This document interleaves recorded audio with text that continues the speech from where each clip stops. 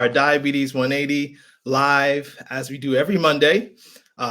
We have a very special guest with us, or guests, I should say, Professor Barbara O'Neill and her assistant, Jacqueline, owner of OK Be Healthy, yes, who really helped put this together. So thank you so much, especially thank you to you, Jacqueline, and just for Professor O'Neill, for the work you do is great. It's awesome, much needed. We're happy to be here. So, yes. Before we go into our topic, I think it'll be good just to, ask you both why you are so, well, number one, what started your wellness journey? And number two, why are you so passionate about sharing or helping others, inspiring others to be on that same path? Okay. Before you answer that, just want to give some quick reminders to everybody. As you guys are coming on to a live, just know that we are broadcasting on multiple platforms. You may not be able to see the comments that are coming up from different platforms, but I can see all of them.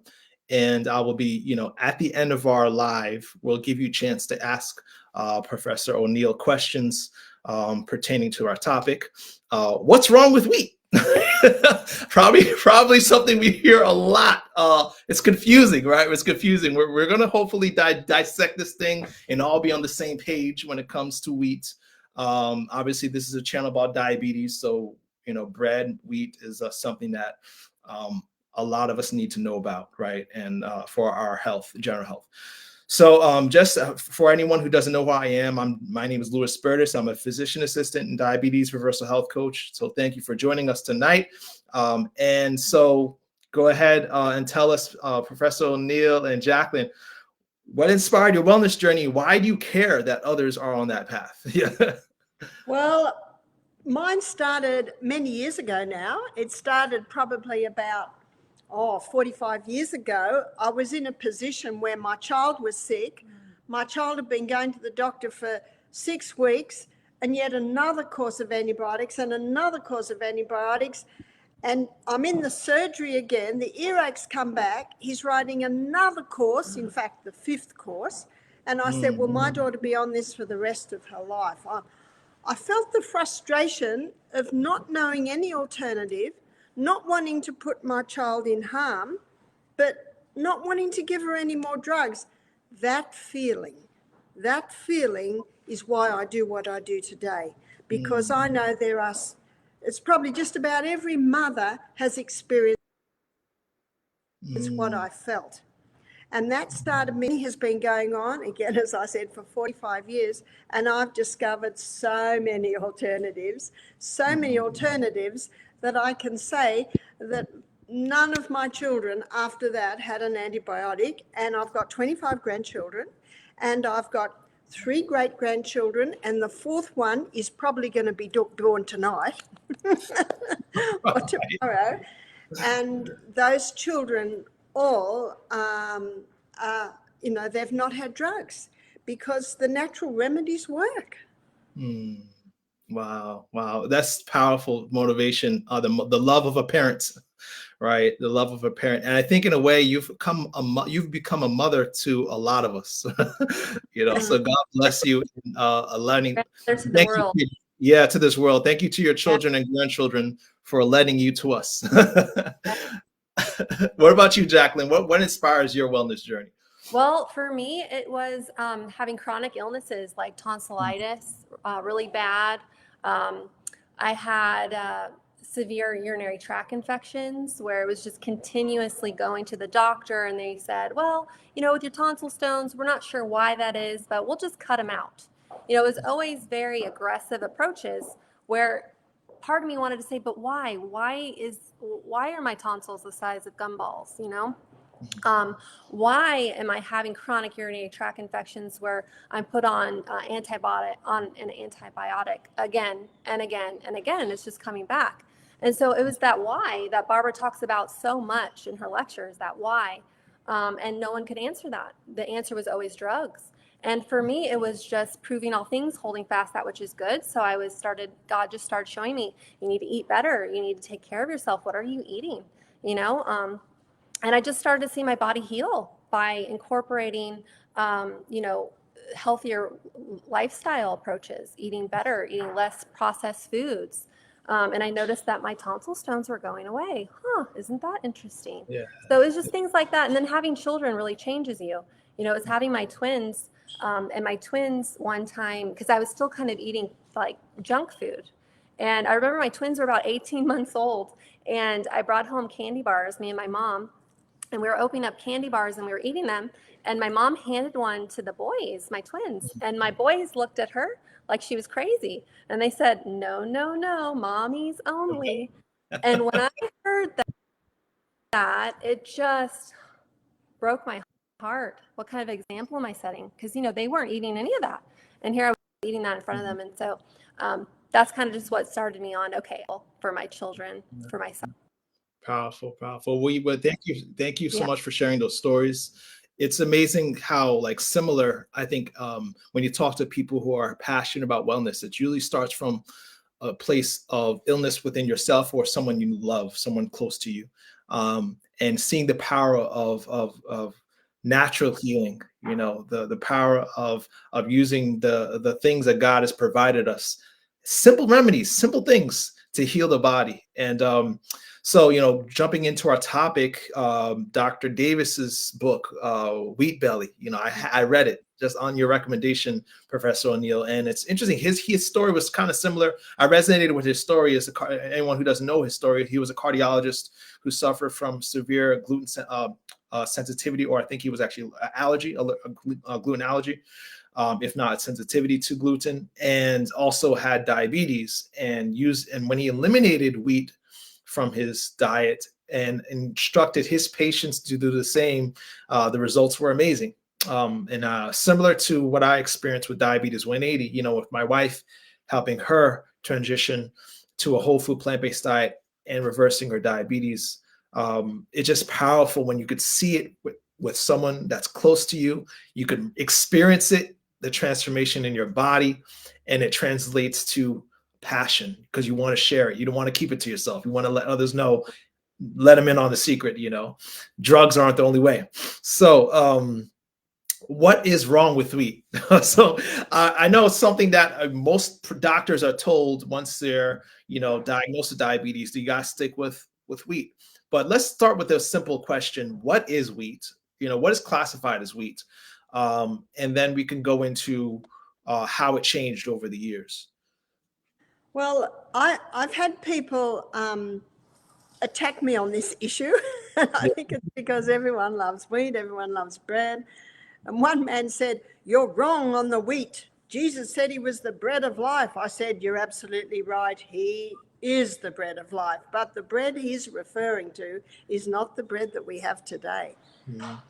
And what I love about Dr. William Davis's book is he goes into the history. Mm-hmm. And I love it when someone says why. I'm going to find out why.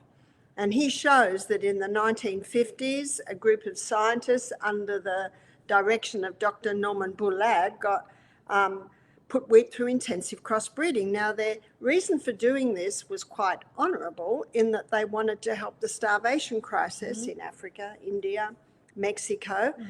But you know, Lewis, you can't improve on God, can you? The wheat that God made was perfect. There is no doubt about that. But it used to grow about 6 foot tall.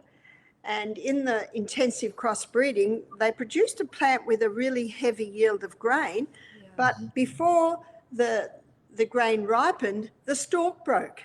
So they had to go back to the drawing board. So now the wheat only grows 2 foot high, has a thick stem, so it can hold the heavy yield of grain. Now, they did not think that you had to do any safety studies on wheat.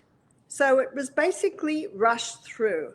And a Nobel Prize was given in 1976 to Dr. Norman. And so by the end of the 1970s, this wheat has gone worldwide. So by the 1990s, every pasta, every bread, every cereal, every donut, every pretzel, I could go on and on, croissants, muffins, etc., is this hybridized wheat.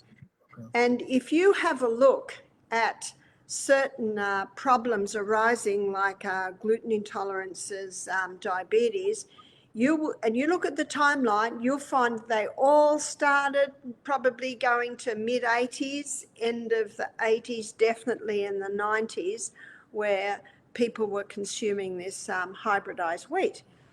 Now, the two things that were affected in the hybridization process is what it did to the protein or the gluten structure. It created an incredibly complex protein or gluten structure. So almost only the cast iron gut can break that down, and there aren't many cast iron guts around today. So that's one issue. But the issue that's most applicable to diabetes is what the hybridization did to the starch structure. It totally changed the starch structure in that it created almost a new starch. It's not a starch that's naturally occurring in nature, and it's called amylopectin A. Now, this starch, it has an effect on the blood sugar to get it up higher even than refined sugar. Yeah. And when you get that rise in blood sugar level, you get a huge demand of insulin, so then you get the crash. And of course, we know that that's what refined sugar causes, this whiplash of up, down, up, down. You combine that with wheat, and it intensifies the up, down, and that's really what wears pancreases out. Now, on comparison, if you look at the naturally occurring starch found in bananas and potatoes, is amylopectin B. And every diabetic, I'm sure, is familiar with the glycemic index of foods. And bananas and potatoes, which are known to give that glycemic index, fairly high on that, B, not as high as the amylopectin A, and so not as low a dump.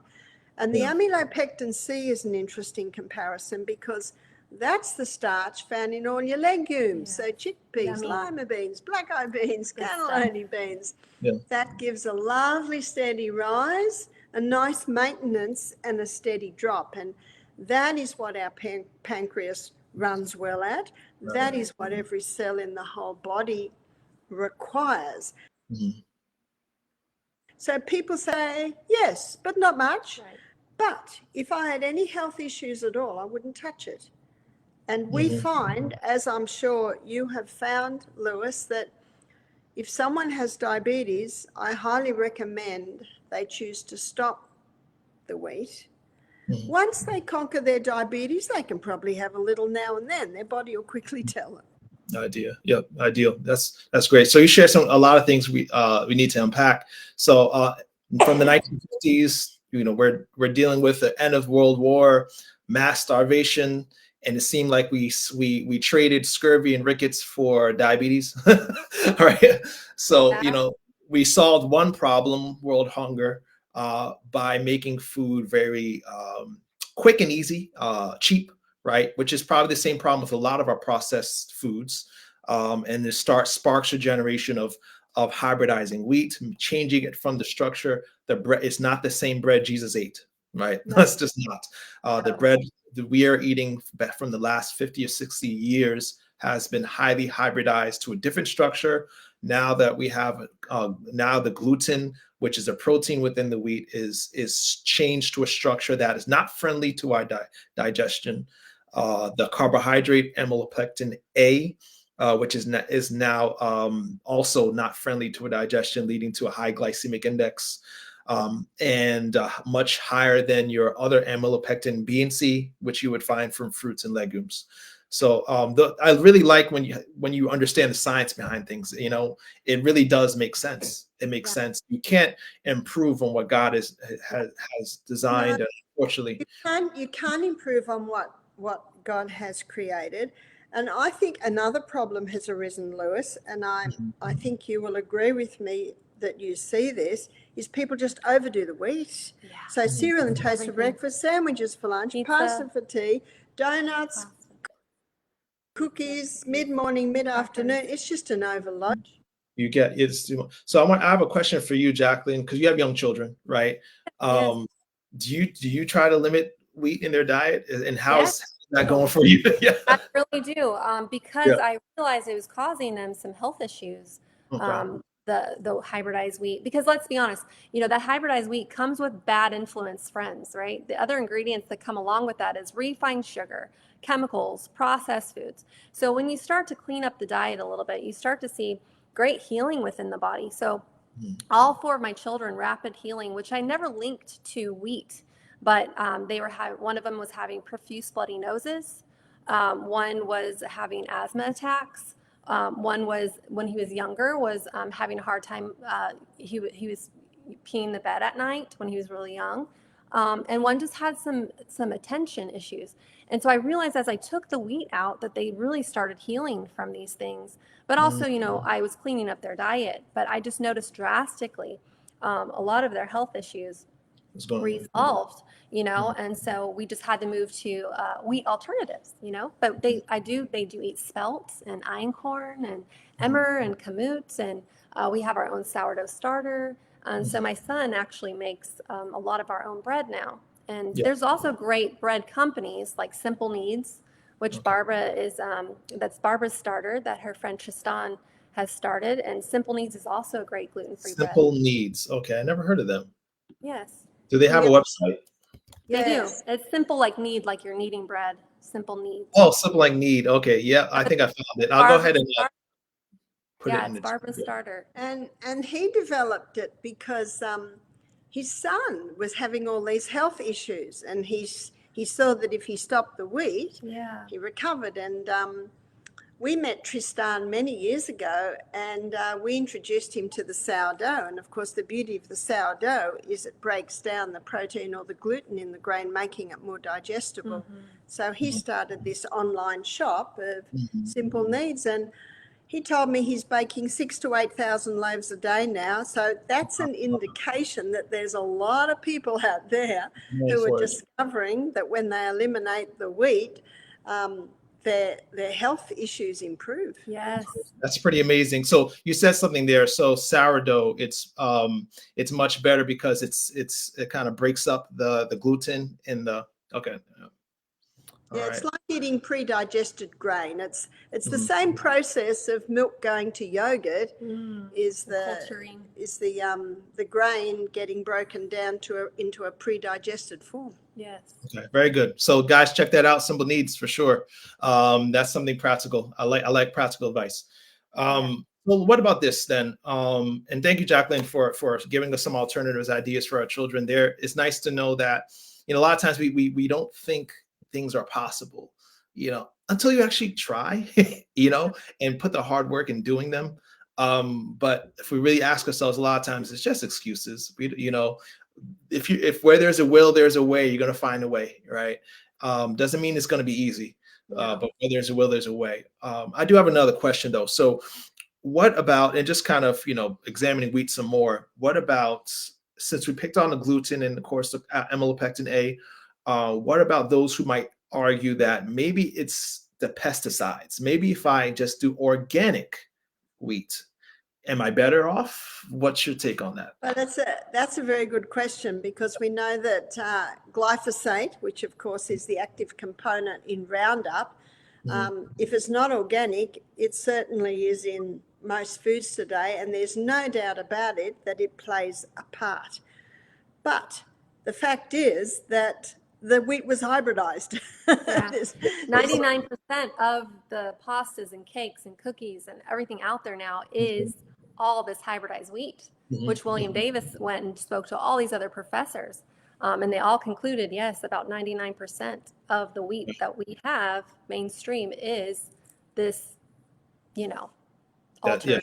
Altered wheat. Yeah. Is there a way to find that 1% wheat? Like, is there a company? I know the book mentions it. Yeah, let us know. Let me put it on the chat. And before you answer that, Professor O'Neill, I do want to just give a quick shout out to those who are commenting and saying hello, because we always like to do that.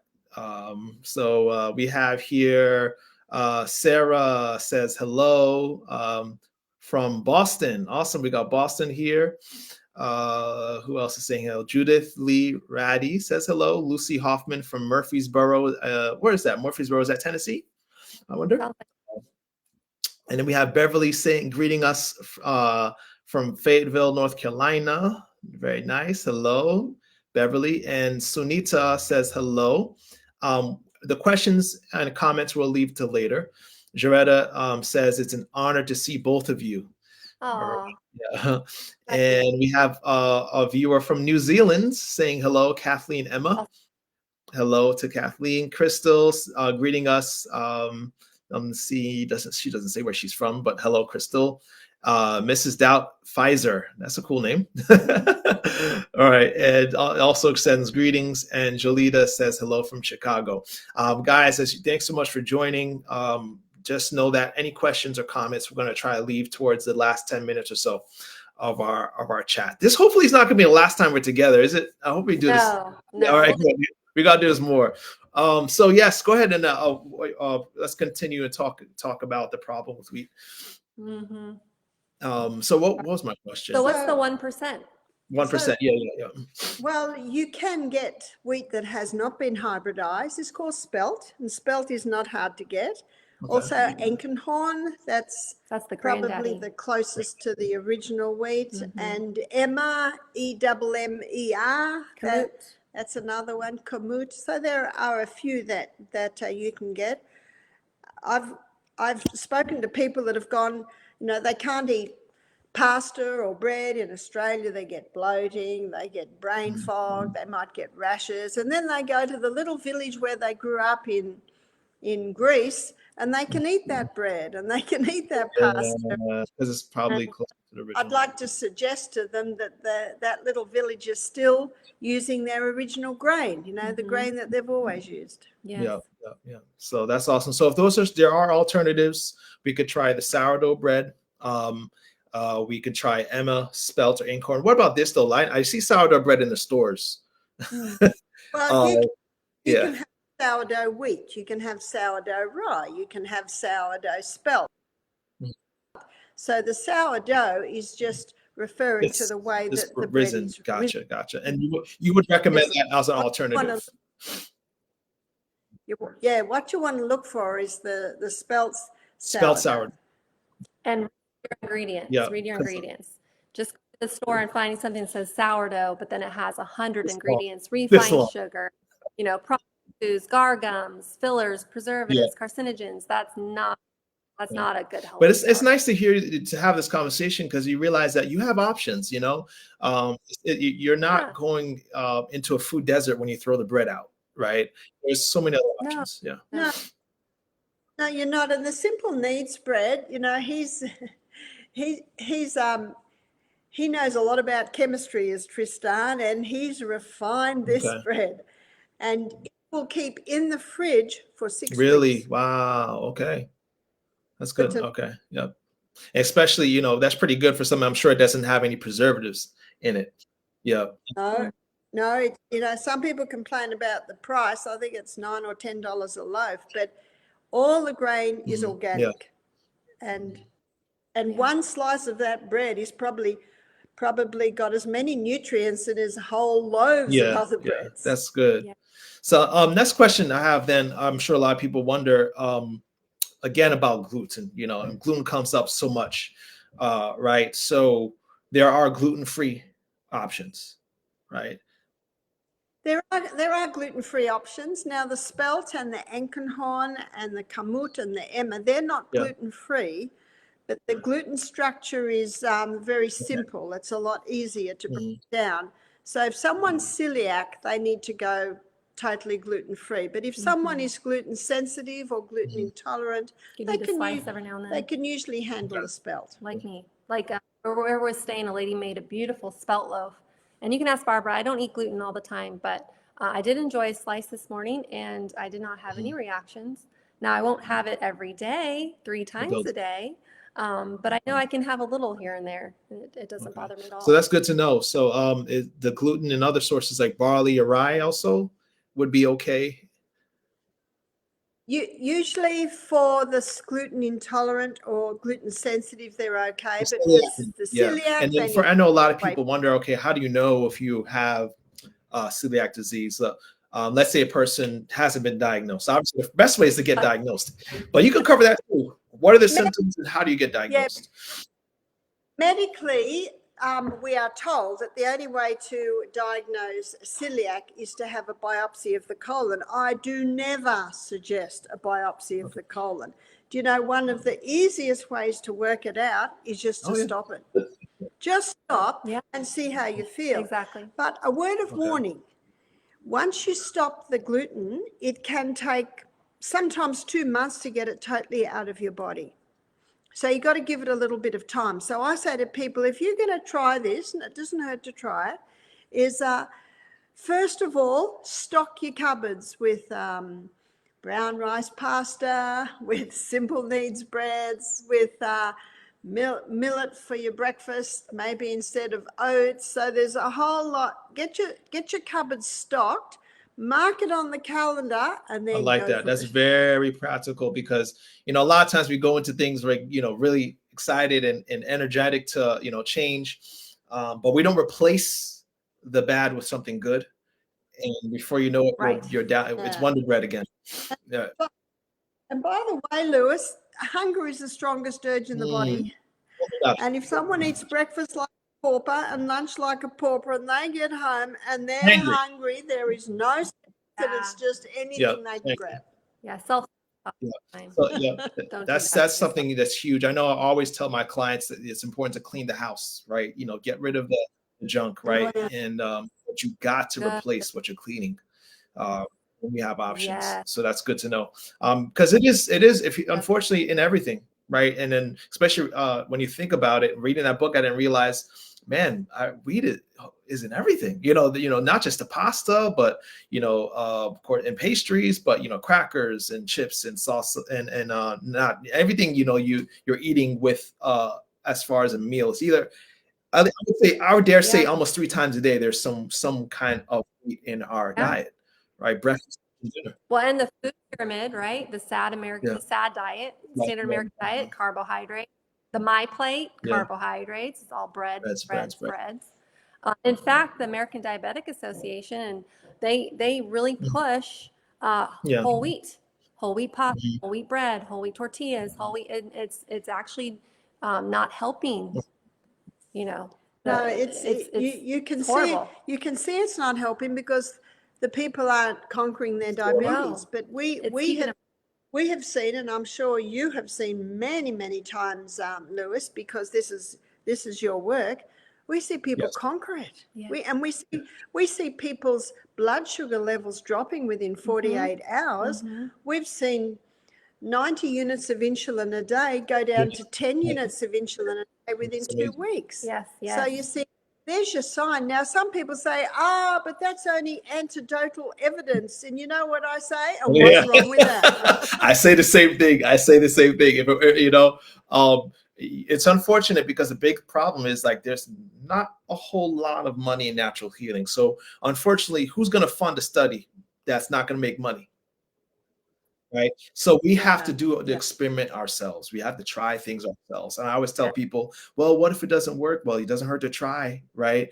If what you're doing right now is not working, you might as well, you know, in the grand scheme of things, when you think about the complications of diabetes, you know, the leading cause of adult blindness, the leading cause of limb amputations, dialysis, you know, liver disease, heart attacks, strokes, it's blindness, you know, so it's a small thing to try. And what's nice is there is hope, because I think I've heard people tell me they'd rather die than live without bread. I mean, it's a strong addiction. That's one of the questions I have for you. Why is it so hard to get rid of bread from people? You know what I say to people? Well, the simple needs breads, and they go, no. So you know that what I say then, I'll die. Oh my goodness, Professor O'Neill, you're a real one, man. That's what I tell everybody. You're a real one. Just keeping it real, folks. So, you know what God gave us? He gave us choice. And all we do is give information, because our choices are only made on the information we have. Choose your heart. Teach us that's one thing is like, God gives everyone free will, right? And we have to choose what we do. One thing I know I don't want people to die from is lack of knowledge. I want them to know. Exactly. At least you know. That's so good. At least you know. That's right. And I might have shared this with you, Lewis, but choose your hard. Yes. Yeah. Marriage is hard, divorce is hard, choose your hard. Keeping fit is hard, getting up early, exercising, eating well is hard. And diabetes, obesity, it's hard. Saving your money's hard. Being in debt's hard. So we choose our hard, and it's our God-given right. I appreciate that so much, because I think it's two things, there's the negative motivation and there's the positive motivation, right? You do need sometimes both, right? Think about the pain that these complications of diabetes or obesity cause us, the pain it causes. Choose your pain. And then think about the pleasure, right, of living disease-free, of seeing that weight melt off you. I remember when I dropped, I think in total about over from my college years to now, a total about 60 pounds. And I look at myself, I'm like, wow, man, like, and just the energy you feel, it's, I can't remember who said it, but nothing tastes as good as healthy feels. That's true. And that reminds me of what Jesus said in John 10:10. He said, I've come that they might have life, and that they might have life more abundantly. Life should be good. It should be very good every single day of our life. Yes, that's what Christ died to give us, abundant life. So I want to go make sure we have time to go through some of the questions. So I'm going to go ahead and the top and just highlight. So you guys, for the next 10 minutes, let's go ahead and ask questions. All right, we're going to open up to questions. So I know I had questions at the top. I'm going to go scroll all the way to the top and find them. Let's see, and or comments that people have shared. So give me a moment here. All right. So starting from the top here, we have Sophia. This is more of a comment. So she says, I have celiac disease and had it all my life, but doctors told me it was IBS until I became an adult in my 30s. One day I got so sick, I went to urgent care. Thank God for that doctor. He knew about celiac disease because his wife had it. He said, stop eating gluten and you will feel better. I have full-blown celiac disease. I get hospital sick if I eat gluten, or as she puts it, get glutened. So that's awesome. I can imagine how relieving it is when someone with celiac disease stops the gluten, right? They must feel great. Yeah. Yeah. Oh yeah. Do you know they give it many names, many names, but there's no need to have a name.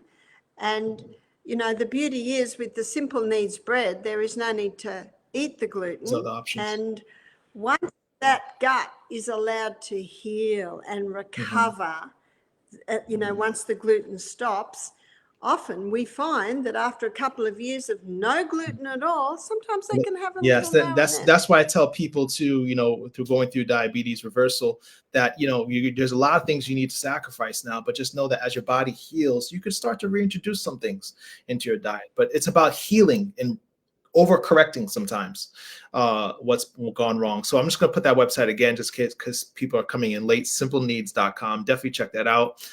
We have another question here about carbohydrates in legumes, because you mentioned legumes, right? You mentioned that legumes are good for us because, and you broke it down, but can you break that down again? So because someone's asking, aren't legumes high in carbohydrates, right? So that is definitely a misconception. Grains are high in carbohydrates, but legumes are medium to low in carbohydrates. And that's what the diabetic will find, that it will not give a blood sugar spike. In fact, it slowly releases the glucose. And we need a bit of carbohydrates. Yes. And Jacqueline and I, as a rule, we eat them breakfast, we eat them lunch, we eat them every day. The reason we do is because our weight stays the same. We've got heaps of energy. We're out here in Idaho in the snow, climbing up the hills here early in the morning. back in and had our sourdough spelt toast with avocado and red lentils on top. Delicious. You know, the legumes are an excellent form of carbohydrate because they're medium Yes, to and you low. did mention that those are the form of amylopectin C, right? That's Yes, right. long, steady delivery So of this energy. actually, I think, Great. We ate that for breakfast, and you're like not hungry till beans, lunch. I mean, you can go a solid eat them 5 up, hours. It's great. eat them up. Oh, Yes. so good. Miss So Doubt, good. Miss Doubt Pfizer says Barbara spoke about a holistic Bible from back then. Jacqueline, can you send me the name of that Bible, please? Do you know what she's referring to? Holistic Bible. Was it traditional medicine? Like, was it on this live? It might be. So Miss Doubt Pfizer, I don't know if you have access to OKB Healthy's Facebook group. Might be a question for you to ask there. Yeah. Over there, you'll probably could be able to better address that there. Let's see. Someone said, I got my order of simple needs today, trying the quinoa and the sourdough. Awesome. Nice. I'm gonna check it out myself too. Let's see if we have any other questions. We have more greetings. And let's see. And so as the days and the weeks go by and you've still got your simple needs bread, you put it in the toaster and it immediately lightens up beautifully. Just a little tip there. Okay. Yes. Someone asks which bread will be better for you. I don't know if it matters. I got the quinoa and the sourdough in simple. Is there a preference? I mean, do you have a? No, Taste. they're all Tastes different. They're all sourdough. Couple of different types. Yes. They're all good. Someone asks about incorn. You already mentioned this. Incorn. Incorn wheat is the more original, closest to original wheat. That's the grandfather of all and the did you say that Simple Needs also sells that, or is that no? No, they do a totally gluten-free because what Tristan found was that his son, he couldn't handle gluten at all. So he made his breads are totally gluten-free. Yeah. But no, my mom has a starter. We sell it at okbhealthy.com. And it's actually a spelt starter, so people can start their own starter at home. Great. Let me go ahead and find. Be healthy. Yeah, I be healthy. Yeah, so it's a 10-year-old starter. It's not as old. So this link, that link will also be in our chat. Now I did remember there is someone out west that's selling. Oops, I highlighted the wrong one. Someone that's selling the original wheat, incorn wheat. So I'm going to find the website because it's in the book, and I'll try to put it in this chat, guys. So anybody who wants to know where they could find this original wheat, I know there's someone selling it, and so we're going to try to provide that link for you. But you have options. That's the most important thing to know. You have options. Someone asks, "Is there gluten in almond flour?" No. Yeah, only comes from wheat, right? And let's see. All right. You know, the brand Jovial is a great alternative to pastas. It's made with either cassava or rice. So if you're trying to find a good noodle replacement, there's even a good ramen noodle replacement. I think it's by Lotus Foods is a good one for ramen noodle replacements, but it's gluten-free. Also Jovial, Jovial. Let's go ahead and make sure these people have these links. So Lotus Foods, is that a website? Yeah. Yeah. Lotus Foods has great ramen replacements. Lotus Foods, I see it. All right, go ahead. Man, we got some stuff. I can't wait to try these websites out. I'm always looking for the new. We have pasta in Australia. It's called pulse pasta, and so it's pasta made out of lentils, pasta made out of chickpeas. I'm sure you've got so many like that here. Yeah, there's so many. After Lotus Foods, you said there was one other website. What was it? Jovial. Yeah. Yeah, it's a real happy one. Yeah, that sounds so. Jovial Foods. I think Yeah, they have great pasta replacements. You'll feel. Which I don't eat a lot, but it's guys, good if you want a nice, healthy. You'll feel real jovial when you eat that. So everybody, make sure you check these links, guys. These are great resources. What I'm going to try to do, Professor O'Neill, is actually make maybe a spreadsheet, not a spreadsheet, a document so people have nowhere to find these alternatives. So this is really, really good. Mhm. Now, Lewis, I have a question for you. Do you have I recipes on do. your Yes, and diabetes we'll 180? share- I'm Yeah, gonna so share that. I want to tell Yeah, I'm people definitely about gonna share that how can I. now that we're coming to a close. Someone mentioned Ezekiel bread. You guys like Ezekiel bread? Well, Ezekiel bread is wheat, but it is sprouted, which certainly does break down the starch and the gluten a little bit. Personally, I Okay, don't eat gotcha, it. gotcha. Thank you. So, but yes, thank you for mentioning that, Jacqueline. I think everyone should take advantage of this. Basically, over the course of about 2 years, I compiled I think I'm actually at over 300 recipes, but the link that you can get access to, I think it has at least 250. All of them are gluten-free. They're whole food, plant-based, meaning minimally processed ingredients, replacing all animal-based foods with plant-based foods. So this is a great resource for everybody. That is a QR code link you can use to access those recipes. For anyone who doesn't have their phone to scan it, I'll go ahead and put that link also in the chat. So just remember, you could check the chat wherever you're watching from. You could also reach out to me. So that's a great way to start eliminating the gluten, right? Start with those recipes. There's options, right? There's options. Another thing I would love to invite everybody on and is next week we're having a challenge. So I know it's we technically this is a sugar-free challenge. So probably some of you guys are still eating wheat. Just make sure it has no sugar, no added sugar. So that's going to be the challenge for 3 days, February 28th. That's this Friday, Saturday, and Sunday coming this weekend. No sugar, right? No added sugars, right? And like Professor O'Neill mentioned, we're sticking with complex carbs. That means carbs from fruits, vegetables, legumes, and intact whole grains, right? That's something that is I think, nice way to motivate us to transition away from these unhealthy carbs, which are refined carbs, sugar, right? So scan the QR code. I'll also put the link for that challenge in the comment section, and there will be prizes. So first prize is going to get a grocery purchased by me. Okay, so I will give you $100 gift card to your grocery store of your choice for participating. The details of this challenge will be emailed to you if you register. I'll send you the details of the challenge. It's really simple. You just take a picture of your meal, you upload it to my business page to prove that you're compliant. All right. All right. So of course, O'Neill, you're welcome to join. I knew you killed this challenge. And Jacqueline, She'll win. you guys are welcome to join. There will be second and third place prizes, but most likely, I'm sure Professor O'Neill is going to beat you. Wow, yeah, she's a. So scan the codes, check the links in the comment section, okay, to get your free money. And of course, the health is on you. That's a benefit for everybody. All right. So please join us again. You guys have been awesome. Yeah. We just loved you when we met you. We just Yes.